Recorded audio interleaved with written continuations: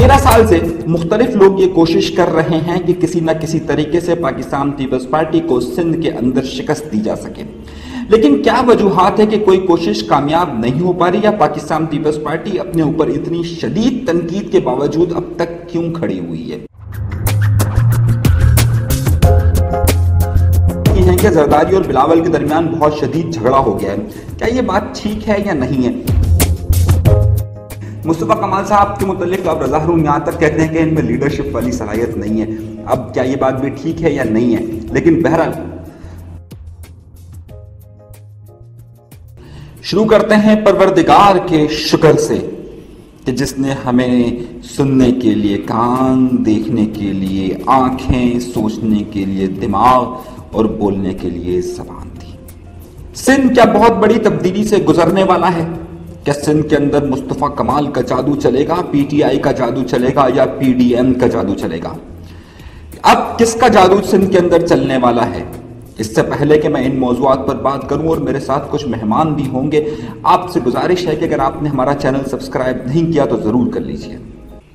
मुस्तफा कमाल साहब अपनी तमाम तर कोशिशों के बावजूद तहरीक भी नहीं चला सके, ना इलेक्शन में कामयाब हो सके, लेकिन लगता यह है कि मुस्तफा कमाल साहब के पास नया टास्क आ गया है या नहीं आया। वैसे मुस्तफा कमाल के साथ मुत्तहिदा कौमी मूवमेंट अल्ताफ हुसैन के साथ वाले लोग जो टूट कर आए थे, उसमें से काफ़ी रहनुमा जो बड़े बड़े नाम थे, रज़ा हारून वगैरह, वो सब अब साइड लाइन हो चुके हैं। मुस्तफा कमाल साहब के मुतालिक अब रज़ा हारून यहाँ तक कहते हैं कि इनमें लीडरशिप वाली सलाहियत नहीं है।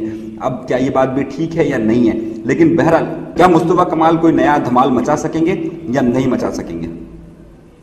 मुस्तफा कमाल के मुतालिक अब उसकी इनकी अपनी जमात के कई लोग मुकर गए हैं, और ख़ासतौर पर रज़ा हारून साहब जो उस वक्त लंदन से बड़े अलग होकर आए थे, अब वो भी उनके खिलाफ बातें करने लग गए हैं। आखिर इसकी वजूहात क्या है? अहम नुक्ता यह है कि जिस तरीके से मुत्तहिदा कौमी मूवमेंट से जो ख़ास तौर पर जब ये ब्रेकअप हुआ था और जिसमें पाक सरज़मीन पार्टी में बहुत सारे लोग आए थे, उनकी मेन लीडरशिप जो उस वक्त आई थी, जिसमें वसीम आफ्ताब, डॉक्टर सगीर अहमद, और जिनके बड़े आपने देखा हुआ टीवी में चला था, और आज डॉक्टर सगीर साहब जो हैं वो पीएसपी में शामिल हो रहे हैं, आज देखिएगा आप वसीम आफ्ताब शामिल हो रहे हैं। ये सब लोग पीएसपी छोड़ चुके हैं, और पीएसपी क्यों छोड़ चुके हैं ये भी बड़ी अहम बात है कि इसकी वजूहात क्या है।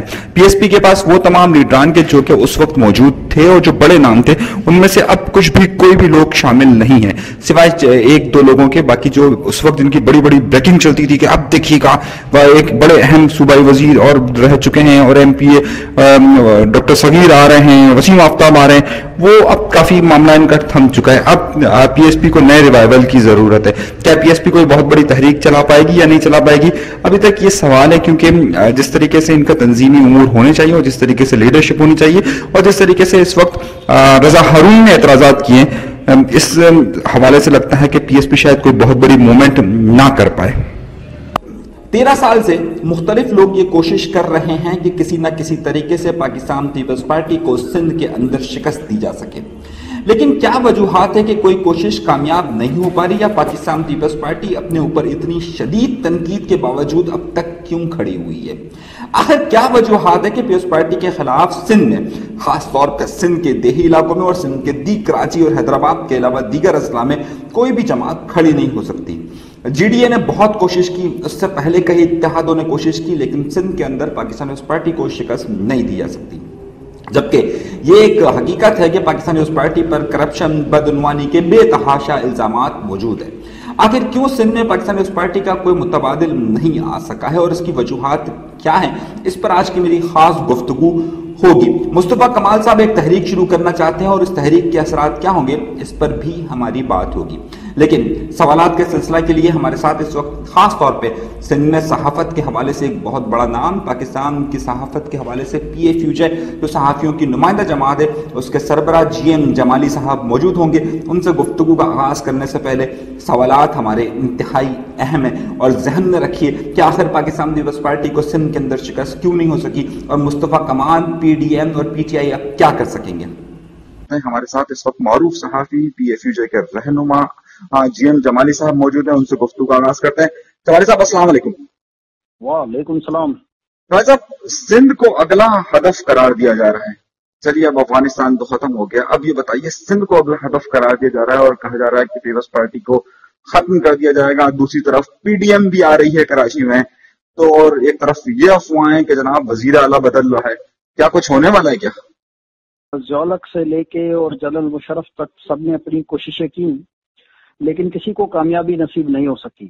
سندھ میں اس وقت پیپلز پارٹی کے مقابلے کی اصل میں کوئی جماعت ہی نہیں ہے، کسی بھی علاقے میں کوئی کمپٹیشن نہیں ہے۔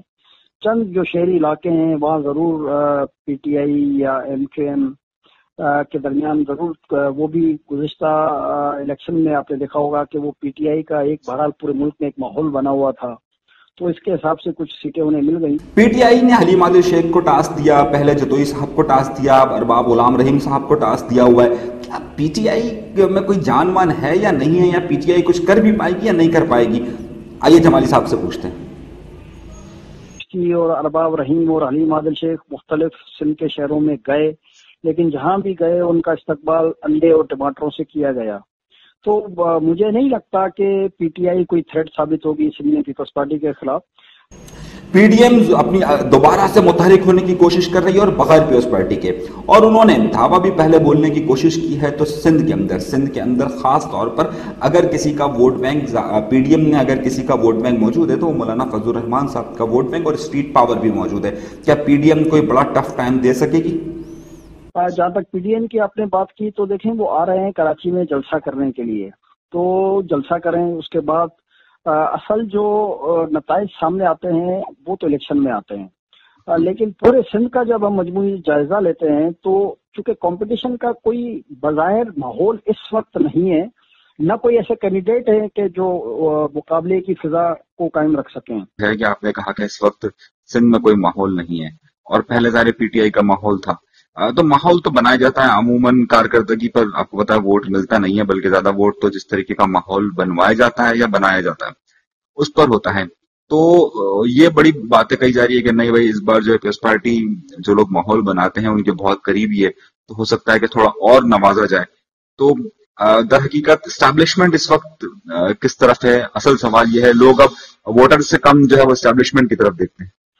سندھ میں اگر آپ دیکھیں تو لوگ ہر دفعہ پیپلز پارٹی کو اگر کامیاب کرتے ہیں تو میڈیا کے ذریعے یقیناً ان کے جو طریقہ کار ہے اس کے اوپر اعتراضات کرائے جاتے ہیں، ان کی جو شخصیات ہوتی ہے ان کے اسکینڈلز بنائے جاتے ہیں، لیکن آن گراؤنڈ حقائق یہی ہیں کہ پیر صاحب پگاڑا سانگڑ کی سیٹ پہلی دفعہ ہارے، مرتضیٰ جتوئی والے نوشر و فیروز سے کبھی سیٹیں نہیں آ رہے تھے، چاہے وہ بے نظیر بھٹو صاحبہ زندہ تھی تب بھی وہ جیتا کرتے تھے۔ اسی طرح تھرپارکر میں ارباب رحیم سیٹیں نہیں ہارتا تھا، وہ بھی ہار گیا۔ اسی طرح بہت سے سندھ کے ایسے علاقے ہیں جہاں سے ہمیشہ پیپلز پارٹی کے مقابلے میں مضبوط کینڈیڈیٹ سامنے نظر آتے تھے، لیکن جو گزشتہ الیکشن ہوا ہو گیا، اور سوائے چند سیٹیں جو اس وقت سندھ ڈیموکریٹک الائنس تھا اس نے ضرور حاصل کی، لیکن اس کی بڑی تعداد ہمیں نظر نہیں آئی۔ تو اس لیے اس وقت کے اگر ہم ماحول کی بات کریں تو پورے سندھ میں میری نظر میں اس وقت ایسا کوئی کینڈیڈیٹ نہیں ہے جو مقابلے کی فضا قائم کر سکے۔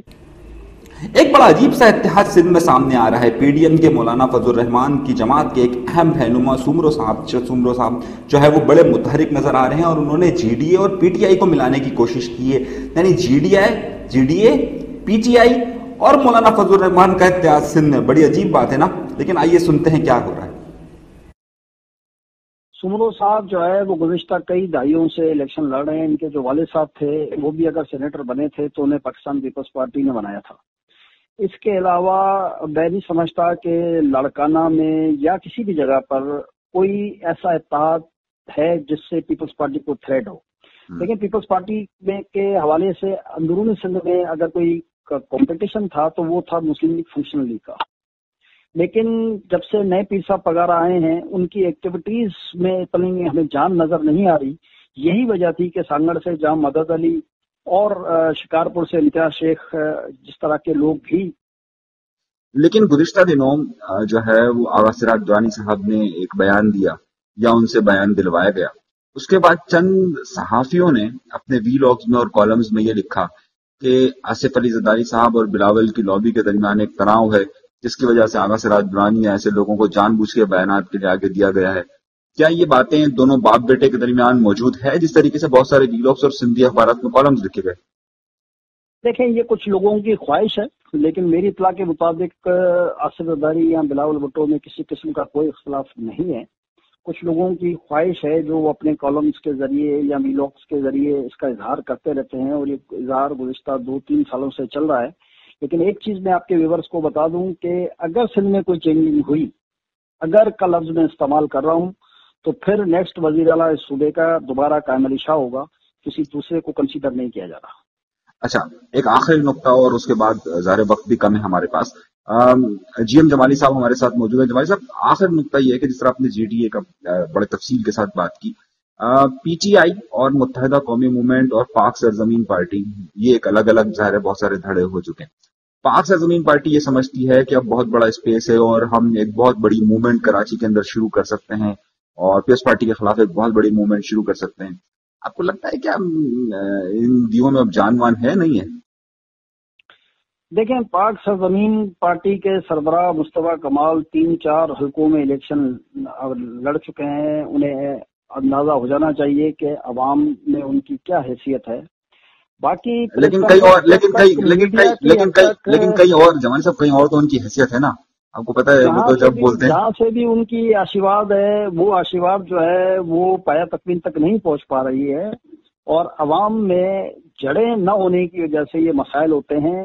باقی میڈیا کے وہ ہیرو ہیں، اور میڈیا میں تقریریں کرتے رہیں، پریس کانفرنسیں کرتے رہیں، یہ اچھی بات ہے کہ سیاسی ایکٹیویٹی ہونی چاہیے. لیکن بظاہر اورنگی ٹاؤن کا الیکشن ایک ایسا الیکشن تھا جس میں ہمیں بھی آئیڈیا نہیں تھا کہ وہاں سے پیپلز پارٹی جیت جائے گی. لیکن زمینی حقائق نے ثابت کیا کہ اورنگی ٹاؤن جیسے علاقے سے جو ایک زمانے میں 88 کے شاید الیکشن میں وہاں سے مسرور احسن کامیاب ہوئے تھے. اس کے بعد کبھی پیپلز بلدیہ ٹاؤن سے، اس کے علاوہ کبھی بھی پیپلز پارٹی اس علاقے سے کامیاب نہیں ہوئی تھی.